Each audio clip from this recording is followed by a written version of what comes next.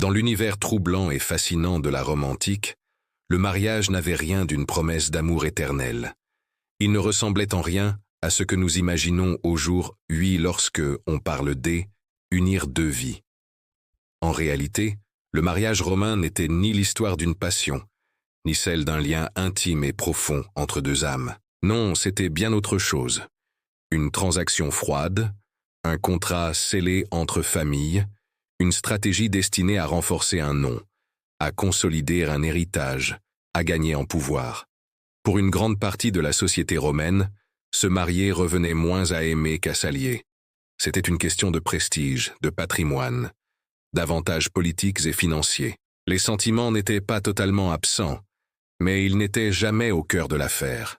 Et le plus surprenant pour nous, modernes, est sans doute l'idée que l'infidélité, loin d'être un scandale, faisait partie intégrante de ce système. Un homme marié pouvait prendre des maîtresses, fréquenter des courtisanes, entretenir des liaisons passagères ou même durables. Personne ne s'en offusquait.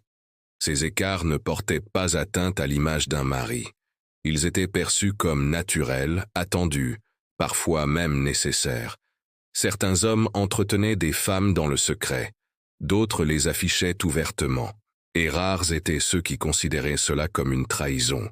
Mais ce n'est pas tout, car la liberté masculine dans le domaine de la sexualité ne se limitait pas aux femmes. Les hommes romains pouvaient également avoir des relations amoureuses et sexuelles avec d'autres hommes, et cela ne posait pas de problème majeur. Là encore, ce n'était pas la question du genre qui importait, mais celle du rôle tenu dans l'acte. Contrairement à nos sociétés modernes, où l'on définit les individus par des identités sexuelles, hétéros, homo, bisexuels, les Romains n'avaient pas ce type de catégorie.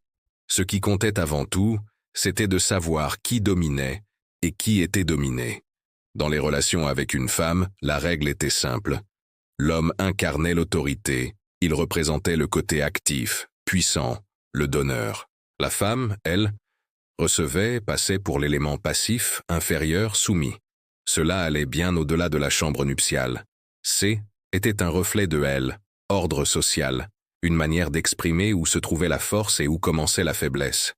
Mais lorsqu'il s'agissait de deux hommes, la situation devenait plus délicate, car l'un d'eux devait assumer le rôle considéré comme passif, le rôle du récepteur, un rôle jugé efféminé et donc dégradant pour un adulte libre. Ce stigmate N n'était pas le même si elle. Un des partenaires était encore adolescent. Un jeune garçon pouvait occuper cette position sans honte particulière, car on considérait que Ilan n'avait pas encore atteint l'âge de la pleine virilité. C'est dans ce contexte qu'apparaît la pratique de la pédérastie. Un homme plus âgé, l'Érastès, choisissait un adolescent, l'Héroménos. Mais il ne s'agissait pas seulement d'un lien charnel. Ces relations étaient aussi teintées de mentorat, d'éducation, de transmission. L'homme mûr offrait son expérience, son réseau, ses conseils. Le jeune, lui, recevait un accès privilégié au monde adulte, au cercle de pouvoir, à la culture et à la politique. Dans la haute société, être choisi par un protecteur puissant était presque une chance, un honneur, une étape naturelle dans le passage vers l'âge adulte. Ainsi, même au sommet de l'État, parmi les sénateurs, les généraux et les empereurs, il n'était pas rare d'avoir des amants des deux sexes.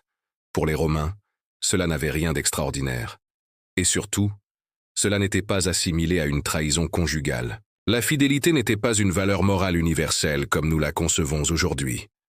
La réalité était bien différente, beaucoup plus crue. Un autre facteur jouait un rôle important, l'absence totale de contraception.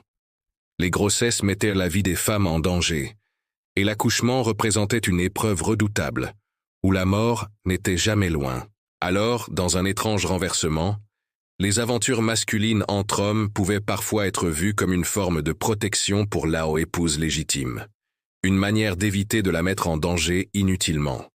Un paradoxe étrange, presque une sorte de contraception primitive, dictée par la brutalité des réalités médicales de l'époque. Et pourtant, même dans ce cadre apparemment codifié, certains Romains allaient à contre-courant. Jules César lui-même, le grand conquérant, l'homme qui fit trembler la République, fut accusé d'aimer parfois le rôle soumis dans ses relations avec d'autres hommes. Une rumeur qui choqua, car si un simple citoyen pouvait se permettre quelques écarts, un chef militaire, un stratège, un homme qui commandait aux légions, devait incarner la domination absolue. Comment César pouvait-il accepter d'être vu comme passif? Cette idée fissurait son image publique et alimentait les ragots dans toute la cité. Et que dire d'Adrien, l'un des empereurs les plus marquants, bâtisseur infatigable, passionné d'art et de culture grecque. Officiellement marié à une femme, il ne montra jamais d'intérêt véritable pour elle. Beaucoup d'historiens pensent même que leur union n'a jamais été consommée, car son cœur battait ailleurs, pour un jeune homme nommé Antinoüs. D'une beauté saisissante, intelligent et raffiné, il devint l'ombre inséparable de l'empereur. Ensemble, ils parcouraient l'Empire, d'une province à l'autre, inséparables dans leurs voyages et leurs plaisirs. Mais un jour, tout s'effondra. En Égypte, Antinoüs se noya mystérieusement dans le Nil. Les circonstances restent obscures. Accident, sacrifice rituel, suicide. Nul ne le saura jamais. Ce que l'on sait en revanche, c'est qu'Adrien, dévasté par ce drame, prit une décision sans précédent. Il refusa d'enterrer son amant dans l'oubli. Il le fit momifier, rapporter à Rome, et plus encore. Il décida de l'élever au rang de Dieu. Il fit construire des temples en son honneur, frappa des pièces à son effigie, érigea une cité entière, Antinoöpolis, sur les rives du Nil. Et le culte d'Antinoüs se répandit comme une traînée de poudre dans tout l'Empire. Jamais, auparavant, un simple amant n'avait reçu de tels honneurs. Mais si Adrien surprit par sa dévotion, Néron, lui, scandalisa par ses excès. Contrairement aux autres empereurs qui se contentaient de liaisons discrètes, il décida de mettre en scène ses passions. Un jour, il épousa un ancien esclave, Pythagoras, et dans cette union, il prit lui-même le rôle de l'épouse, portant le voile de la mariée. Imaginez, l'homme le plus puissant de Rome, humiliant la symbolique de la virilité impériale, en se présentant devant tous comme la femme d'un affranchi. La stupeur fut immense. Plus tard, il épousa un autre jeune esclave, Sporus. Cette fois-ci, il choisit de jouer le rôle masculin, mais d'une manière brutale, car pour asseoir son autorité, il fit castrer le jeune homme. Un acte cruel destiné à s'assurer qu'aucune ambiguïté ne subsisterait sur sa domination. Néron, dans son délire, oscillait entre provocation, abus et mise en scène macabre de sa propre puissance. Et comme si cela ne suffisait pas, une rumeur encore plus sordide circula. Certains chroniqueurs affirmèrent que Néron entretenait une relation incestueuse avec sa mère, Agrippine. Accusation terrible, destinée à salir pour toujours son nom. Aujourd'hui, la plupart des historiens y voient une pure calomnie, une arme politique destinée à détruire son image. Mais le fait que cette rumeur ait pris racine dit tout de la réputation sulfureuse qui collait déjà à sa peau. Pourtant, même face aux excès de Néron, un autre empereur reste dans les mémoires comme encore plus sombre. Tibère.